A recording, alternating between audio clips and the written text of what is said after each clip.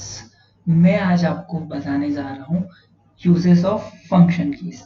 हम आज देखेंगे यूजेस ऑफ फंक्शन की। फंक्शन की के यूज क्या क्या है। तो देखिए यहाँ पे हमारे पास की है पहली F1। F1 का यूज हम करते हैं किसी भी सॉफ्टवेयर की हेल्प ओपन करने के लिए। तो इसके मैं आपको बता देता हूँ क्या होगा। ये मैंने MS एक्सेल खोला हुआ है। अब मैं यहाँ F1 प्रेस करूंगा तो ये देखो यह क्या हुआ है, ऑफलाइन ये हेल्प आ गया, एक्सेल की हेल्प ओपन हो गई। ओके, तो समझ में आया F1 की का यूज क्यों करते हैं हम। F1 की का यूज करते हैं हेल्प के लिए, ठीक है। उसके साथ साथ F2 की का यूज करते हैं हम रीनेम करने के लिए। किसी भी फोल्डर को रीनेम करने के लिए हम किसका यूज करते हैं, हम यूज करते हैं F2 का। जैसे देखो ये कोई फोल्डर है, अब मैंने क्या किया, इसका रीनेम करने के लिए मैं F2 प्रेस करूंगा। ये देखो रीनेम ओपन हो गया। अब मैं इसका नेम चेंज कर दूंगा। ये मैंने नेम चेंज कर दिया और इंटर किया, ये क्या होगा, इसका नेम इंटर हो जाएगा। ओके, ठीक है।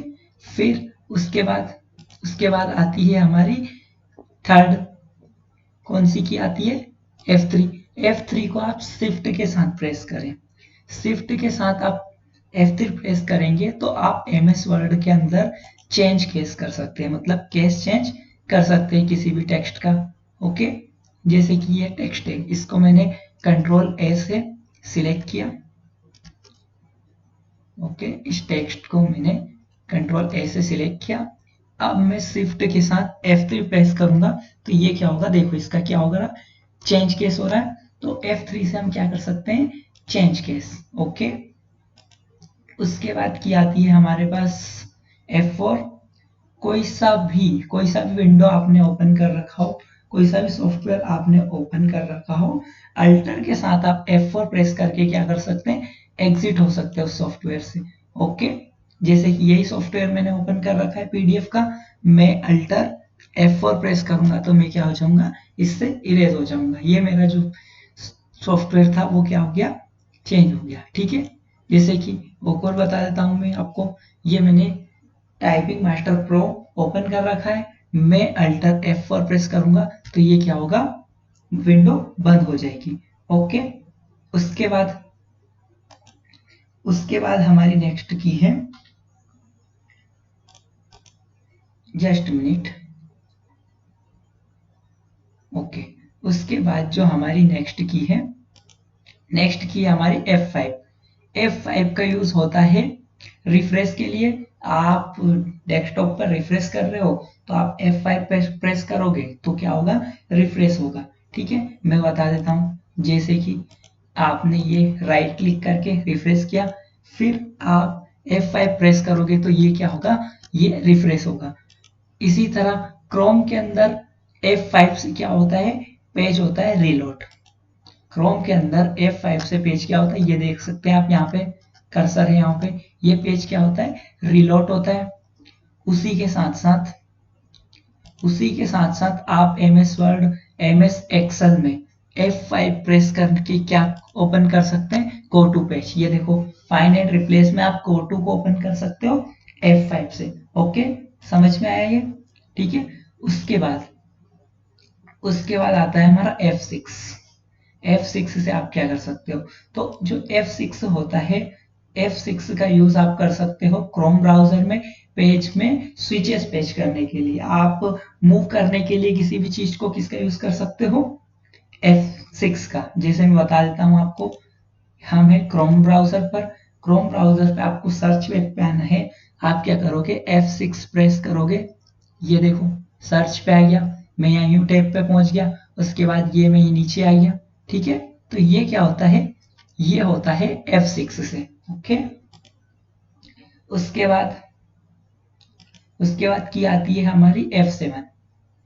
F7 की का यूज क्या होता है, F7 की का यूज होता है आपके MS वर्ड, MS एक्सेल में। आप क्या कर सकते हो, स्पेलिंग एंड ग्रामर्स चेक कर सकते हो। ओके, F7 प्रेस करके ये मैं आपको बता देता हूँ। जैसे कि हम इसमें हैं, यहाँ पे मैंने ये टेक्स्ट सिलेक्ट किया। टेक्स्ट सिलेक्ट करने के बाद मैं क्या करूंगा, F7 प्रेस करूंगा। ये देखो स्पेलिंग एंड ग्रामर चेक का ऑप्शन आ गया मेरे पास। स्पेलिंग्स एंड ग्रामर का, यहाँ से मैं स्पेलिंग एंड ग्रामर्स क्या कर सकता हूँ, चेक कर सकता हूँ। ओके, उसके बाद आता है हमारे पास F8। F8 का यूज आप किसके लिए कर सकते हो, F8 का यूज कर सकते हो आप इसका यूज कर सकते हो आप हमारे MS एक्सेल के अंदर एक्सटेंड सिलेक्शन के लिए। एक्सटेंड सिलेक्शन कैसे, मैं आपको समझाता हूँ। जैसे कि ये हमारा MS एक्सेल ओपन है, अब मैं जैसे ही F8 प्रेस करूंगा, मैंने F8 प्रेस किया तो आप यहाँ पे नीचे देखिए, यहाँ पे क्या ओपन हुआ है हमारा, एक्सटेंड सिलेक्शन। ये देखो इस कोने में आपको लिखा हुआ है रेडी एक्सटेंड सिलेक्शन। ओके, तो आप इससे क्या कर सकते हो, देखो ये जैसे ही एक्सटेंड सिलेक्शन ओपन हुआ तो ये देखो क्राइटेरिया में एक सिलेक्ट हो रहा है। ये देखो क्लिक करने पर मुझे इसको प्रेस करके स्क्रॉल करने की जरूरत नहीं पड़ रही है। ये देखो डायरेक्ट एक्सटेंड सिलेक्शन हो रहा है। ओके, उसके बाद हमारे पास की है F9। F9 की का यूज क्या है हमारे लिए, तो जो F9 की है हमारी फंक्शन की, इसका यूज होता है हमारा MS एक्सेल के पास फंक्शन कैलकुलेशन के लिए। फंक्शन कैलकुलेशन में ये हमारी हेल्प करता है। कैसे, ये मेरे पास कुछ वैल्यूज है, ठीक है, इस वैल्यू में मैं क्या करूंगा, पहले ये एक्सटेंड सिलेक्शन हटाऊंगा मैं F8 से। हाँ, अब मैं क्या करूंगा, देखो मैं कोई सा फॉर्मूला लगा रहा हूँ, ठीक है, मैंने लगाया सम, टैब दबाया, ये रेंज सिलेक्ट की, रेंज सिलेक्ट करने के बाद शिफ्ट, अब मैं F9 प्रेस करूंगा तो ये देखो ये आ गया, ठीक है। वैसे ही मैं डायरेक्ट भी F9 प्रेस करके बता देता हूं। मैंने इक्वल किया, रेंज सिलेक्ट की, मैंने रेंज सिलेक्ट करने के बाद मैंने F9 प्रेस किया, ये देखो कोड में वो सारी वैल्यूज उन्होंने क्या दे दी है, कैलकुलेशन के लिए मुझे हर एक वैल्यू दे दी है। ओके, तो ये होता है कैलकुलेशन के लिए। ओके, इसके बाद हमारी की आती है F10। F10 का यूज होता है हमारा SS टैब के लिए। हम MS वर्ड, MS एक्सेल के अंदर SS टैब के यूज में किसका यूज करते हैं, हम F10 का। देखो समझाता हूं, मैंने MS वर्ड ओपन किया, अब मैं F10 प्रेस करूंगा, मैंने F10 प्रेस किया, ये देखो SS टैब ओपन हो गई, होम, इंसर्ट, पेज लेआउट के इनके लिए, और यहाँ पे क्विक टेबल में हमारे पास जो कीज हैं उनके लिए हो गई उन। ओके, ये असेस टूलबार, ठीक है, उसके लिए असेस टैब यूज हो गई। मैं अब F10 से इसको बंद कर देता हूँ। ओके, उसके बाद हमारी जो की आती है वो आती है हमारे पास F11, ठीक है, F11 की आती है। तो F11 की हम क्या कर सकते हैं, MS वर्ड, MS एक्सेल में इंसर्ट चार्ट इंसर्ट करने के लिए हम किसका यूज कर सकते हैं, F11 का। देखो ये MS एक्सेल, अब इसमें मेरे को चार्ट इंसर्ट करना है तो मैं F11 प्रेस करूंगा। मैंने F11 प्रेस किया, ये देखो वेटिंग्स आ रहा है। F11 में जैसे ही प्रेस करूंगा तो क्या होगा, चार्ट इंसर्ट हो जाएगा। ओके, वैल्यू सिलेक्ट करनी पड़ेगी उसके लिए। ये देखो मैंने F11 वैल्यू सिलेक्ट करके किया तो ये क्या हुआ, एक चार्ट ओपन हो गया, ये चार्ट टूल्स ऑफ वगैरह। ओके, तो ये F11।